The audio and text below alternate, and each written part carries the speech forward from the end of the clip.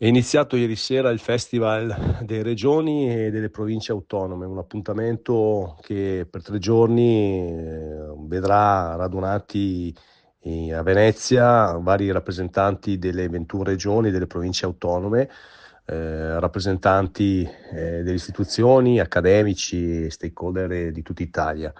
Momenti trasversali in cui si parla a 360 gradi di tutta una serie di tematiche e che vedranno poi proprio oggi anche la presenza del Capo dello Stato Sergio Mattarella presso il Palazzo Ducale, e il giorno successivo, il giorno martedì, alla Fenice ci sarà anche il Presidente del Consiglio Giorgia Meloni. Un vanto per il Veneto, ospitare il villaggio delle regioni, che sarà presente anche in campo San Polo, dove ci saranno tutti i vari rappresentanze delle regioni stesse, con tutti gli stand del caso.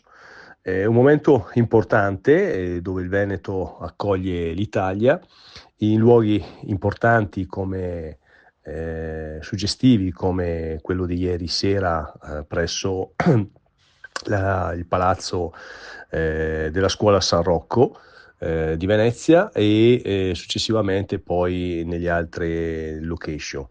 Ancora una volta la nostra regione si presenta in maniera importante all'occhio, alla visibilità dell'Italia intera e possiamo dire anche del mondo.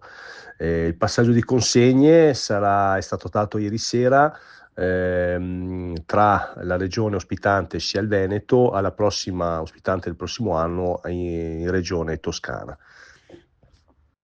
Allora, siamo al campeggio, allo storico campeggio Tropical. Qui abbiamo l'amico Sandro Finotto che da quest'anno gestisce questo ristorante. Ho riservato per le ultime 2 settimane di maggio una promozione dal lunedì al venerdì con le pizze al 50%, in modo da essere invogliate a venirci a trovare, capire che entrare in parcheggio, prendersi la tesserina, venire a mangiare e poi noi in cassa rimborsiamo azzerando la tesserina, e quindi diventa piacevole venire a trovare anche noi con i nostri piatti, col pesce fresco e le nostre pizze un po' più particolari delle altre.